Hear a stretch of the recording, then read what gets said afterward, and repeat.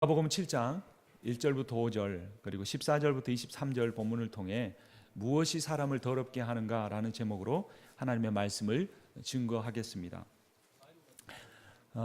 여러분 몇 달 전에 한 장로님께서 저희 교회에 오셔서 간증을 하셨죠. 그분이 이 두 손목 이하 손이 없고 또 무릎 아래로 없습니다. 또 얼굴도 많이 수술해서 절단했습니다. 그 이유가 무엇이었냐면 골프를 치러 가셨다가 이렇게 웅덩이에 고인 물에 이 골프공이 빠지니까 그 골프공을 주우러 가서 만졌습니다. 그리고 이제 골프공을 꺼내고 나서 생각 없이 이렇게 얼굴을 이렇게 만지면서 호흡을 한 겁니다. 그러니까 그 웅덩이에 있던 아주 슈퍼 박테리아가 손에 묻었고 그 손에 묻은 박테리아가 코로 흡입해 들어가서 온몸을 부패하게 만든 겁니다. 그래서 모든 의사가 이 사람은 살 수 없다라고 이야기했는데 장로님 어머니께서 간절히 기도했고 장로님도 사경을 헤매는 가운데 하나님을 만났고 하나님께서 내가 너를 살려줄 테니 나의 일을 감당하라 이렇게 하셨고 그 뒤로 계속해서 비즈니스도 하지만 아프리카나 일본이나 한국이나 미주 전역을 다니면서 하나님이 살아계신다라는 그런 간증을 하고 계십니다. 무엇이 그분의 몸을 망가지게 만들었습니까? 밖에서 들어오는 박테리아입니다. 그런데 오늘 설교의 제목이 무엇입니까? 무엇이 사람을 더럽게 하느냐라는 것입니다. 결론은 밖에서 들어오는 무엇이 우리를 더럽게 하는 것이 아니라 우리의 마음이 우리를 더럽게 만든다라는 것이 예수님의 가르침입니다. 그 장로님의 경우도 밖에서 들어온 박테리아는 그분의 몸만 망가뜨렸지만 오히려 성령이 그에게 충만하게 임할 때에 그 장애를 가진 몸을 가지고 마음이 정결하게 되어서 하나님의 일에 힘을 쓸 수가 있게 된 것입니다. 그럼 우리가 몸이 건강하게 보일지라도 우리가 온전하게 살아가는 것 같을지라도 우리의 마음이 인간의 마음을 가지고 사람의 마음을 가지고 살아가고 사역하게 되면 그것은 우리의 삶을 더럽게 만든다라는 것입니다. 바리새인들은 이방인들을 부정한 존재로 여겼습니다. 그래서 아주 이 시장에 다녀오면 이 시장에 이방인들이 그때 당시에 로마가 유대도 다스렸으니까 이방인들이 왔다 갔다 하는데 그들과 닿으면 그들의 몸에서 뭔가 부정한 것이 자기에게 묻는다고 생각했습니다. 또 밖에서 그런 어떤 더러운 것들이 자기에게 묻을 수 있다고 생각했습니다. 그래서 시장에 다녀오거나 밖에 다녀와서 집에서 음식을 먹을 때면 반드시 손을 씻어야 했습니다. 3절 말씀을 함께 보겠습니다. 함께 읽습니다. 바리새인들과 모든 유대인들은 장로들의 전통을 지키며 손을 잘 씻지 않고서는 음식을 먹지 아니하며, 손을 씻는 정도가 아니라 어떤 때는 오늘은 조금 오염도가 심한 것 같다 그러면 발에도 물을 뿌리고 온몸에다가 물을 뿌리고서야 음식을 먹었습니다. 아마 바리새인들 중에는 단 한 명도 이 바이러스 때문에 몸이 아프거나 감기 걸린 사람도 없었을 거예요. 음식을 먹을 때마다 손을 씻었으니까, 밖에 다녀올 때마다 발을 씻었으니까. 4절을 보면 또 시장에서 돌아와서도 물을 뿌리지 않고서는 먹지 아니하며 그 외에도 여러 가지를 지키어 오는 것이 있으니 장과 주발과 녹그릇을 씻음이러라. 이게 무슨 말씀이냐면 시장에서 그릇을 사왔는데 이방인이 지나가다 그 이방인의 그림자가 녹그릇을 지나가면 직접 닿은 게 아니라 만진 게 아니라 이방인의 그림자가 스치고 지나가면 이건 부정한 그릇이라고 해서 가져와서 깨끗하게 씻어서 먹을 정도로 거룩을, 종교적인 거룩을 추구한 사람들이었습니다. 그런데 이게 웬일입니까? 많은 병자들을 고치고 귀신을 내어쫓는 예수님이, 그 예수님의 제자들이 손을 씻지 않고 음식을 먹는 겁니다. 바리새인들은 도저히 그것을 보고 견딜 수가 없었습니다. 1절과 2절을 보면 바리새인들과 또 서기관 중 몇이 예루살렘에서 와서 예수께 모여들었다가 그의 제자 중 몇 사람이 부정한 손, 곧 씻지 아니하는 손으로 떡 먹는 것을 보았더라. 그래서 예수님께서 5절에 이렇게 말합니다. 5절 함께 읽습니다. 이에 바리새인들과 서기관들이 예수께 묻되 어찌하여 당신의 제자들은 장로들의 전통을 준행하지 아니하고 부정한 손으로 떡을 먹나이까? 당시에 제자들의 잘못은 곧 스승인 랍비의 잘못이었습니다. 그래서 그 장로들의 전통을 지키지 않고 손을 씻지 않고 음식을 먹는 제자들의 행동에 대해서 예수님을 책망한 것입니다.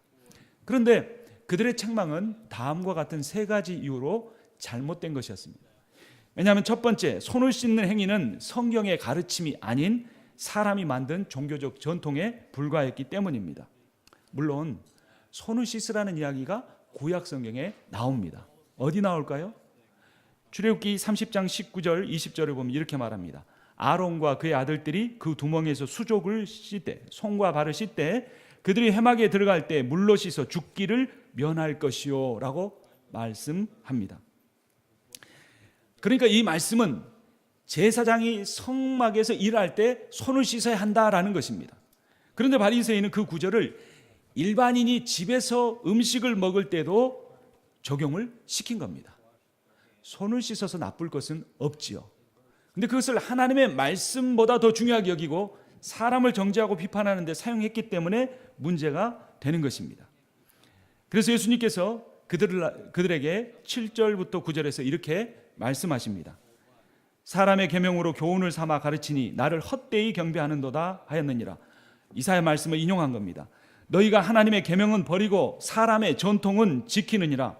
또 이르시되 너희가 너희 전통을 지키려고 하나님의 계명을 잘 저버리는도다 라고 말씀하십니다. 여러분, 우리 교회는 하나님의 말씀을 더 중요하게 여깁니까? 사람의 전통을 더 중요하게 여깁니까? 나의 신앙생활의 습관은 내가 알고 있는 어떤 신앙의 행위나 관습이나 전통을 더 중요하게 여깁니까? 아니면 하나님의 말씀을 더 중요하게 여깁니까? 오늘 말씀을 통해 우리는 그 부분을 심각하게 생각하고 돌아보며 기도해야 합니다. 예수님께서 바리새인들이 어떻게 사람의 전통을 하나님의 말씀보다 더 중요하게 여기는지 예를 듭니다. 여러분, 고르반이 무슨 뜻인지 아십니까? 고르반이라는 말의 이 문자적인 의미는 바쳤다 이런 의미입니다. 근데 이 고르반이라는 말을 어떻게 사용했냐면 이것은 하나님께 바침이 되었다라고 하면서 그렇기 때문에 내가 부모에게 하지 않아도 된다라는 것입니다. 특히 동방예의주국 출신인 우리 한국 사람들은 그 말씀을 받아들이기가 참 힘들죠. 그런데 유교적 전통에서만 아니라 하나님의 말씀에서 분명히 부모를 공경하라라고 가르쳐주고 있습니다. 심지어 출애굽기 21장 17절은 자기의 아버지나 어머니를 모욕하는 자는 반드시 죽일지니라. 유교보다 더 엄격한 부모 공경에 대해서 말씀하고 있습니다. 그런데 이 바리새인들은 이 사람의 전통을 가지고 하나님의 말씀을 어겼습니다. 그것을 예수님께서 정확하게 이렇게 말씀합니다. 11절 12절입니다. 너희는 이르되 사람이 아버지에게나 어머니에게나 말하기를 내가 드려 유익하게 할 것이 고르반 곧 하나님께 드림이 되었다고 하기만 하면 그만이라 하고 자기 아버지나 어머니에게 다시 아무것도 하여 드리기를 허락하지 아니하였다라고 지적하십니다. 그러니까 부모를 제대로 섬기기 싫어서 고르반이라는 종교 용어를 만들어내서 자기 편의대로 사용한 것입니다. 바리새인들은 이와 마찬가지로 손을 씻는 전통을 만들어서 자기들의 그런 어떤 외적인 외식으로서의 거룩을 강조하고 자랑하려고 했습니다.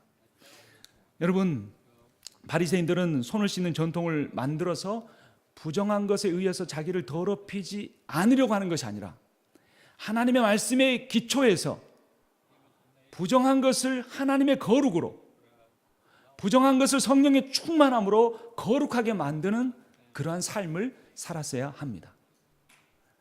내가 거룩하니까 나는 부정한 사람들 함께하지 않는다. 나는 경건하니까 연약한 사람들과 함께하지 않는다. 그러므로서 나의 거룩과 경건을 자랑하는 것이 아니라 내가 진정으로 거룩하고 내가 진정으로 성령 충만하다면 거룩하지 못한 사람들을 껴안고 품고 사랑하고 섬김으로써 그들 역시 부정함에서 벗어나 거룩한 사람들이 될 수 있도록 해야 한다는 것입니다. 물론 전통이라는 것을 무시해도 되는 것은 아닙니다. 고린도전서 11장 2절에 사도 바울은 이렇게 가르쳐 줍니다. 너희가 모든 일에 나를 기억하고 또 내가 너희에게 전하여 준 대로 그 전통을 너희가 지킴으로 너희를 칭찬하노라 라고 말합니다. 하지만 전통이 말씀에서 벗어나서는 안 되는 겁니다. 또한 전통으로 말씀을 폐해서는 안 되는 것입니다. 그 전통으로 말씀을 폐하는 바리새인들의 잘못을 예수님이 13절에서 정확하게 지적하십니다. 13절 같이 읽겠습니다. 너희가 전한 전통으로 하나님의 말씀을 폐하며 또 이 같은 일을 많이 행하느니라 라는 것입니다. 이 동일한 내용을 다루고 있는 마태복음 15장 6절에서는 이렇게 말합니다. 그 부모를 공경할 것이 없다 하여 너희의 전통으로 하나님의 말씀을 폐하는도다 라고 합니다. 여러분, 올해는 이 개신교의 종교개혁의 500주년이 되는 해입니다. 여러분, 그때 종교개혁의 핵심 가치가 무엇이었는지 아십니까? 교회는 항상 개혁돼야 한다. 이게 핵심 가치였습니다. 이거를 걸고 카톨릭으로부터 개신교가 나온 것입니다. 그 말의 의미는 무엇이냐면 교회의 모든 전통은 오직 말씀에 비추어 개혁돼야 한다는 의미였습니다. 당시에 카톨릭의 여러 가지 잘못된 전통이 있었지만 가장 잘못된 것은 무엇이냐면 면죄부를 판 것입니다. 그리고 이 면죄부를 팔아서 큰 성당을 세우려고 하는데 잘 이게 안 팔리자 이 면죄부를 사면 여러분들이 그 면죄부를 산 그 돈이 헌금통에 떨어져서 땡그랑 소리가 나기 전에 당신의 부모와 조상이 연옥에서 천국으로 옮겨갑니다. 이렇게 가르친 겁니다. 그러한 잘못된 전통, 하나님 말씀에 비추어 잘못된 전통을 지키지 않으려고 카톨릭으로부터 개신교가 종교개혁을 일으킨 것입니다. 여러분, 우리의 삶에 있어서도 우리가 아무리 중요하게 여기는 전통이라고 할지라도 그것이 하나님 말씀에 비추어서 바른 것인가를 늘 끊임없이 점검해야 하는 것입니다. 두 번째, 손을 씻는 행위는 잘못된 이유는 진실된 마음이 아닌 보이기 위한 외식의 행위였기 때문에 잘못되었습니다. 그러니까 바리새인들은 하나님께 거룩하게 되려는 목적이 있었던 것이 아니고 사람들에게 거룩하게 보여지기를 원한 것입니다. 그들이 진실된 마음에서 거룩을 추구한 것이 아니라는 겁니다. 그들은 속마음이 아닌 겉모습을 중요하게 여겼습니다. 우리 성경을 한번 찾아보죠. 우리가 마가복음을 보고 있습니다. 바로 앞에 보면 마태복음이 있습니다. 마태복음 6장 2절입니다.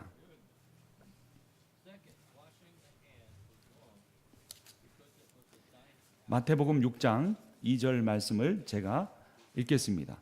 바리새인들이 세 가지 외식을 했는데 첫 번째, 그러므로 구제할 때 외식하는 자가 사람에게서 영광을 받으려고 회당과 거리에 사는 것 같이 너희 앞에 나팔을 불지 말라. 진실로 너희에게 이르노니 그들은 자기 상을 이미 받았느니라. 5절 말씀, 기도에 관한 외식에 대해서 경고하십니다. 우리 함께 읽겠습니다. 또 너희는 기도할 때 외식하는 자와 같이 하지 말라. 그들은 사람에게 보이려고 회당과 큰 거리 어귀에 서서 기도하기를 좋아하느니라. 내가 진실로 너희에게 이르노니 그들은 자기 상을 이미 받았느니라. 마지막 16절입니다. 금식에 관한 외식입니다. 함께 읽습니다. 금식할 때 너희는 외식하는 자들과 같이 슬픈 기색을 보이지 말라. 그들은 금식하는 것을 사람에게 보이려고 얼굴을 흉하게 하느니라. 내가 진실로 너희에게 이르노니 그들은 자기 상을 이미 받았느니라. 아멘. 구제와 기도와 금식에 대해서, 아니 그 모든 것에 대해서 바리새인들은 하나님 앞에 자기들이 거룩해지기 위해서 그것을 한 것이 아니라 사람들에게 보이기 위해서, 거룩한 것처럼 보이기 위해서 그런 행동을 했습니다. 그들은 말로는 하나님을 공경하고 신앙의 언어들을 말했지만 그들의 마음속에서는 하나님을 멀리 했던 것입니다. 그러한 바리새인들의 모습에 대해서 예수님께서 6절에서 이렇게 말씀합니다. 다시 마가복음 7장으로 돌아옵니다. 이르시되 이사야가 너희 외식하는 자에 대하여 잘 예언하였도다. 기록하였으되 이 백성이 입술로는 나를 공경하되 마음은 내게서 멀도다. 무엇이 하나님으로부터 멀다고 말합니까? 마음이 멀다는 겁니다. 마음이. 하나님이 중요하게 여기시는 것은 겉모습이 아니고 마음이라는 겁니다. 아무리 초라하게 보여도, 아무리 없는 것처럼 보여도, 아무리 부족하게 보여도 그 마음이 하나님 앞에 진실하면 하나님은 그 사람의 예배를 받으십니다. 그러나 아무리 화려하고 아무리 미사여구를 말을 하고 아무리 능력 있어 보이는 것 같아도 그 마음이 하나님 앞에 진실된 마음이 아니면 하나님은 그 사람의 기도나 예배나 금식이나 구제를 전혀 받지 않으십니다. 하나님께서 바라시는 것은 사람이 만든 종교적인 의식이 아닙니다. 율법의 행위가 아닙니다. 진심이고 전심입니다. 여러분, 사람이 언제 행복한지 아십니까? 내가 누군가에게 내 마음을 다 줄 수 있을 때 행복합니다. 여러분, 사람이 사랑을 받을 때 더 행복할까요? 사랑을 줄 때 더 행복할까요? 그러면 제가 좋은 예를 들어볼까요? 여러분, 연애할 때가 더 행복했습니까? 자식 낳아 길러서 보면서 더 행복했습니까? 말씀 잘 하셔야죠, 오늘 저녁에. 연애할 때도 행복합니다. 근데 그게 잠깐이잖아요. 근데 진짜 행복은 이 자녀를 키워가면서 얻는 것 같습니다. 또 부부 관계도 그래요. 처음에 연애할 때보다, 저도 이제 한 15년밖에 안 됐지만 5년 차보다 10년 차가, 10년 차보다 15년 차가 뭔가 다른 그 부부 관계에서 느끼는 그 사랑이 있습니다. 그러니까 연애할 때는 뭐냐면 내가 받는 사랑이었어요. 내가 누리는 사랑, 감각적으로 누리는 사랑이었어요. 그런데 자녀를 키우면서 그 경험하는 사랑은 주는 사랑입니다. 내 마음을 다 줄 수 있는 존재가 있기 때문에 너무나 행복한 겁니다. 가난한 집에 살아도 먹을 것이 부족해도, 뭐가 힘든 일이 있어도, 직장에서 힘들고 어려워도 자식 보면 마음이 풀리는 것이 뭐냐면 내가 사랑을 줄 대상이 있는 겁니다. 그래서 내가 내 자식 보고 힘들어도 직장 생활하지, 그런 마음을 갖는 겁니다. 그러니까 내가 내 모든 마음을 줄 수 있는 대상이 있다는 것이 행복한 겁니다. 근데 여러분, 신앙생활도 그렇습니다. 누군가가 나를 지켜준다는 것이 나에게 힘이 되기는 합니다. 하나님이 나를 사랑하신다는 것도 위로가 됩니다. 근데 정작 정말 우리 마음을 기쁘게 하는 건 뭐냐면 내 마음을 완전히 드릴 수 있는 존재가 있다는 겁니다. 그분은 거짓이 없으시고, 그분은 진실하시고, 그분은 거룩하시고, 나를 자기 자신보다 더 사랑하는 그 하나님에게 내 마음을 다 줄 수 있다는 것보다 더 큰 행복과 기쁨은 없습니다. 하나님이 그걸 원하신다는 겁니다. 뭐 양복을 입고 넥타이를 매고 옷을 잘 다려 입고 와서 좋은 말하고 형제님 자매님 하고 그런 것도 중요합니다. 예의와 격식을 차리는 것도 중요합니다. 그러나 정작 중요한 것은 마음이라는 겁니다. 하나님을 향하여 전심을 드릴 수 있는 사람은 사람을 향하여서도 진심을 줄 수가 있습니다. 왜 외롭습니까? 여러분, 이민 생활이라 외로울까요? 말이 안 통해서 외로울까요? 여러분, 힘들고 어려워서, 비즈니스가 힘들고 어려워서 외로울까요? 그렇지 않습니다. 내 마음 줄 사람이 없을 때 외롭습니다. 좋은 의도로 했는데 다른 말이 돌아올 때 상처를 받습니다.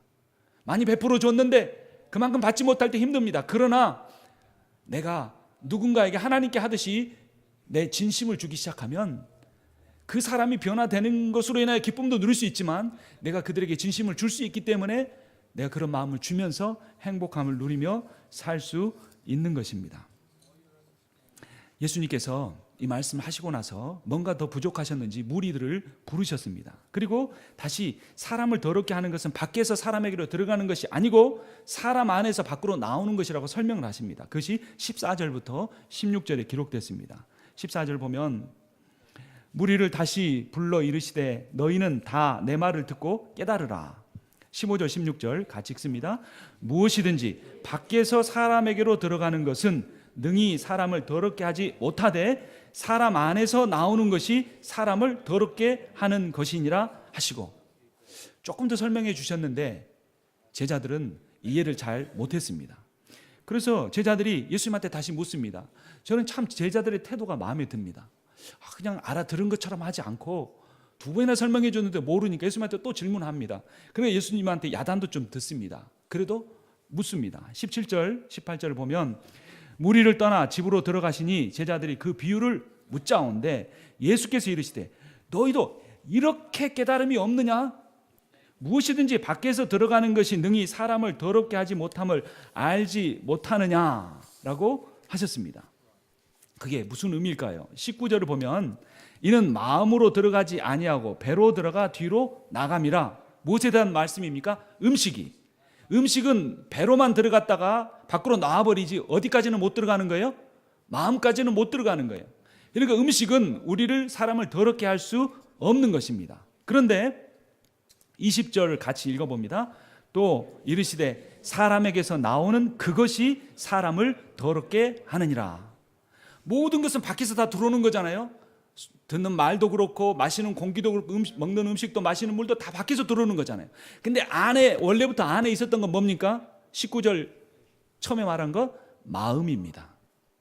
이 마음은 원래부터 안에 있었는데 그냥 안에만 머물러 있으려고 하지 않습니다. 마음은 자꾸 밖으로 나오려고 합니다.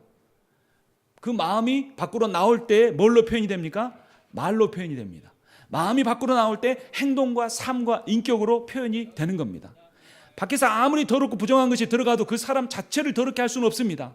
장로님의 예를 든 것처럼 슈퍼박테리아가 그의 몸을 망가뜨리고 수족을 절단하게 했을지는 모르지만 그의 마음은 부패하게 만들지 못했습니다. 오히려 그 마음이 거룩하게 되어 하나님의 선교에 앞장서는 귀한 장로님이 되신 겁니다.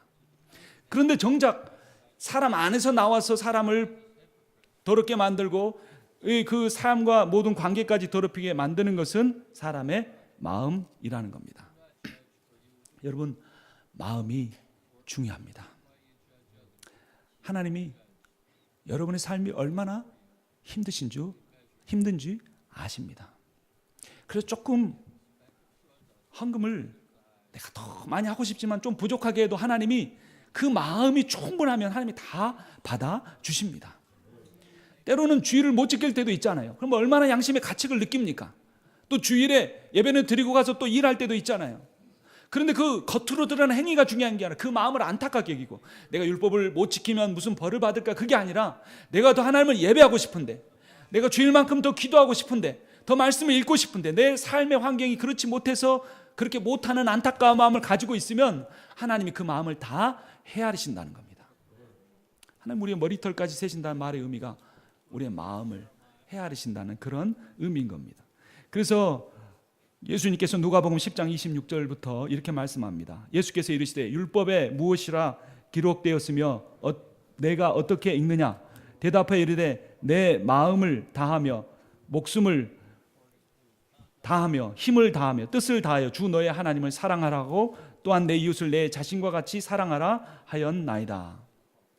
여러분, 마음을 다하는 것, 그것이 곧 목숨을 다하는 것이고, 마음을 다하는 것이 힘을 다하는 것이고, 마음을 다하는 것이 우리의 뜻을 다하는 것입니다. 하나님은 마음을 감찰하시고 우리의 정직한 마음을 기뻐하십니다. 역대상 29장 17절을 보면 나의 하나님이여 주께서 마음을 감찰하시고 정직을 기뻐하시는 줄을 내가 아나이다 라고 선포하고 있습니다. 우리 주님이 우리의 마음을 감찰하십니다. 내 연약한 마음을 위로하기 원하십니다. 내가 이제까지 살아온 인생의 역경이 있기 때문에 이 정도밖에 할 수 없다는 거, 회개하고 돌아오면 언제든지 하나님 우리를 품어주시고 사랑해 주시고 격려해 주시고 위로해 주시고 새롭게 설 수 있는 힘과 지혜를 주시는 하나님이십니다.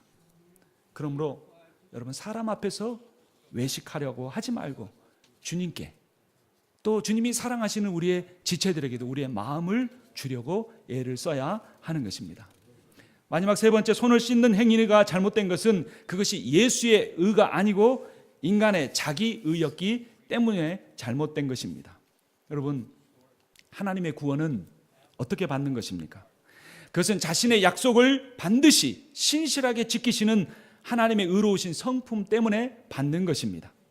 하나님께서 독생자 예수 그리스도를 이 땅에 보내어 십자가에 내어주심으로써 그의 백성을 구원하시겠다는 약속을 지키셨습니다.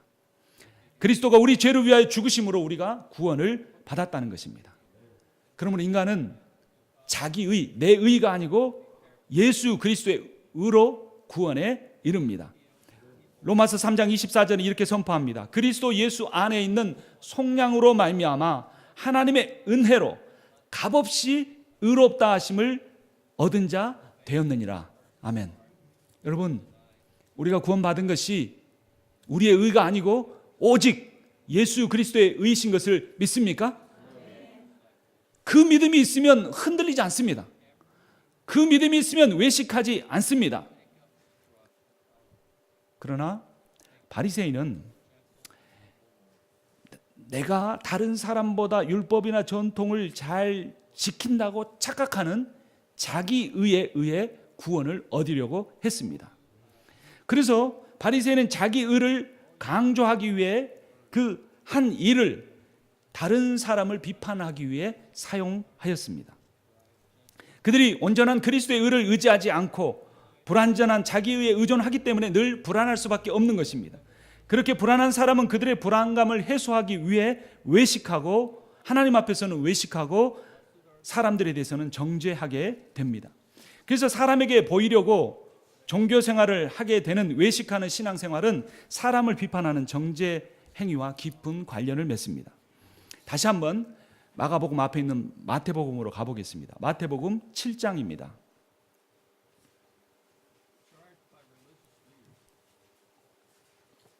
마태복음 7장 1절부터 제가 읽겠습니다. 비판을 받지 아니하려거든 비판하지 말라.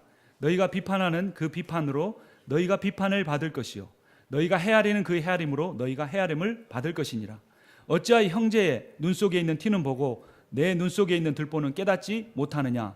보라, 내 눈 속에 들보가 있는데 어찌하여 형제에게 말하기를 나로 너의 눈 속에 있는 있는 티를 빼게 하라 하겠느냐. 5절 같이 읽겠습니다. 외식하는 자여, 먼저 내 눈 속에서 들보를 빼어라. 그 후에야 밝히 보고 형제의 눈 속에서 티를 빼리라. 아멘. 우리 눈 속에 들보를 뺄 수 있습니까? 뺄 수 없습니다. 그러므로 우리가 다른 형제의 눈 속에 티를 먼저 빼라고 할 수 없는 것입니다. 그런데 이렇게 말하는 비판이 1절의 비판이 5절의 외식과 깊은 관련이 있다는 것을 우리는 알 수 있습니다. 그리스도의 의를 의지하지 않고 자기 의를 의지하는 것은 그의 마음이, 인간의 마음이 부패했기 때문입니다. 여러분, 슈퍼박테리아 이야기를 했지만 그것이 인간의 몸을 수많은 백신이 너무나 많이 개발되고 남용되어서 어떤 백신으로 고칠 수 없는 슈퍼박테리아가 있다고 하지만 그 슈퍼박테리아보다 우리를 더 부패하게 하는 것은 사람의 마음입니다. 저의 마음입니다. 저는 그런 두려움을 갖습니다. 누군가가 내 마음을 다 안다면 과연 내가 목회할 수 있을까? 누군가가 내 마음을 다 들여다본다면 부부 생활이나 아니 그냥 일반적인 삶조차도 살아갈 수 있을까라는 생각을 합니다. 성경이 분명히 말합니다. 예레미야서 17장 9절에서 만물보다 거짓되고 심히 부패한 것은 마음이라. 만물이라는 게 무엇입니까? 온 우주, 이 세상의 모든 것보다 마음이, 인간의 마음이 가장 부패해 있다는 겁니다. 누가 능히 이를 알려마는 이라고 합니다. 사람들이 그것을 인정하지 않는다는 것입니다. 그러나 만물보다 부패한 것은 분명히 사람의 마음이고 하나님은 그 마음을, 그 패부를 감찰하신다고 합니다. 그러므로 그 마음을 감찰하시는 우리는 하나님을 두려워하며 살아야 합니다. 하나님께서 다윗을 택하러 간 사무엘에게 이렇게 말씀하지 않았습니까? 내가 보는 것은 사람과 같지 아니하니 사람은 외모를 보거니와 나 여호와는 중심을 보느니라. 여러분, 전통보다 성경을 중요하게 여겨야 하고 외식이 아닌 진심을 드려야 하고 자기 의가 아닌 예수의 의를 추구하면서 살아가야 합니다. 그러려면 우리가 어떻게 해야 할까요? 21절 오늘 본문으로 다시 돌아옵니다. 그렇게 하려면 내 굳은 마음을 버려야 합니다. 근데 그 굳은 마음, 부패한 마음에서 뭐가 나오는지 우리가 알아야 내 마음을 내가 꼭 붙잡고 안 놓으려고 하는 그런 어리석은 생각을 내려놓을 것입니다. 21절, 22절 말씀 함께 읽겠습니다. 속에서 곧 사람의 마음에서 나오는 것은 악한 생각, 곧 음란과 도둑질과 살인과 간음과 탐욕과 악독과 속임과 음탕과 질투와 비방과 교만과 우매함이니. 여러분, 이러한 것들이, 이러한 죄가 선한 사람에게서는 안 나오고 악한 사람에게서만 나오는 겁니까? 신앙생활 잘하는 사람들의 마음이 이런 게 없고 신앙생활 잘못하는 것처럼 보이는 사람에게는 이 마음이 있습니까? 그렇지 않습니다. 사람의 마음은 누구나 다 이런 것이라고 성경이 분명하게 가르쳐주고 있습니다. 그럼 도대체 어떻게 하라는 말입니까? 사람의 마음이 그렇다면 우리가 어떻게 해야 합니까? 에스겔서 36장 26절 27절에서 이런 약속을 우리에게 주셨습니다.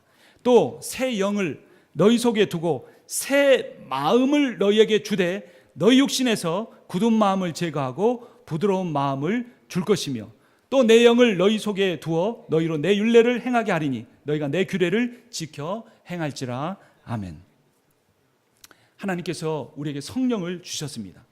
그 성령을 주셨다는 것은 어떤 신비한 체험을 하거나 어떤 종교적인 특별한 은사를 갖는 것만을 의미하는 것이 아니라 그것은 아주 극히 일부분이고, 하나님께서 성령을 우리에게 주신 가장 큰 이유는 뭐냐면 사람의 마음을 버리고 하나님의 마음을 갖게 하기 위해서입니다. 아버지의 마음을 품게 하기 위해서입니다. 마태복음 16장 24절을 보면 너희 중에 누구든지 나를 따라오려거든 날마다 자기를 부인하고 자기 십자가를 지고 나를 좇을 것이나 그랬는데, 여기서 자기 부인이 무엇인가? 저도 이 단어를 두고 깊이 묵상하며 고민했는데 오늘 설교 말씀을 일주일 동안 준비하면서 깨달은 것이 있습니다. 자기 부인이라는 것이 자기 마음을 내려놓는 것이구나. 내 마음이 나를 지배하도록 하지 못하는 것이구나. 그것이 슬픔이든 기쁨이든, 그것이 어떤 미워하는 마음이든 사랑하는 마음이든, 그것이 모든 인간적인 마음을 내려놓고 나를 구원하기 위하여 나를 이 땅에 오신 예수 그리스도를 믿음으로 말미암아 그 예수께서 내게 부으신 성령, 그 성령을 통해 부어지는 아버지의 마음을 품는 것이구나 라는 사실을 깨닫게 됩니다. 여러분, 하나님의 마음을 품으시기 바랍니다. 마태복음 11장 29절에서 예수님은 자신의 마음에 대해서 이렇게 말씀하셨습니다. 나는 마음이 온유하고 겸손하니 나의 멍에를 메고 내게 배우라. 그리하면 너희 마음이 쉼을 얻으리라. 이 말씀 앞에 예수님이 이렇게 말씀하셨습니다. 수고하고 무거운 짐진 자들아 다 내게로 오라. 내가 너희를 쉬게 하리라. 여러분, 우리 인생에 얼마나 많은 짐이 있습니까? 그런데 그 대개의 짐은 마음의 짐입니다. 과거에 대한 후회와 미래에 대한 걱정을 가짐으로써 갖는 우리의 마음의 불안함이기도 합니다.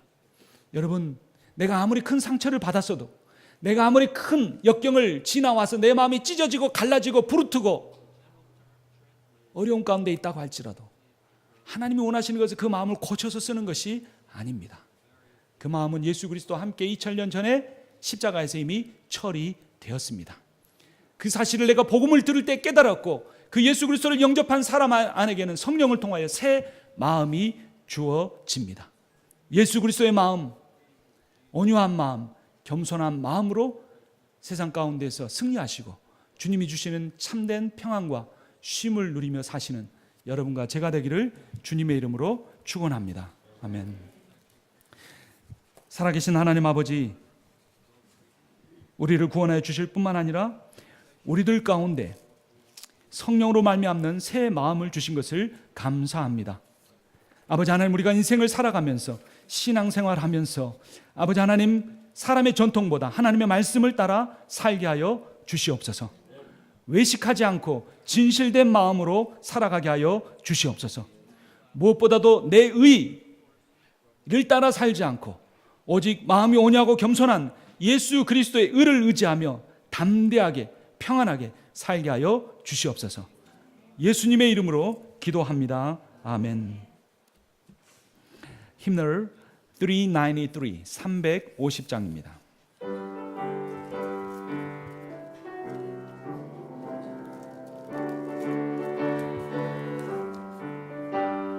우리들이 싸울 것은 혈기 아니요, 우리들이 싸울 것은 육체 아니요, 마귀 권세 앞서 싸워 깨쳐버리고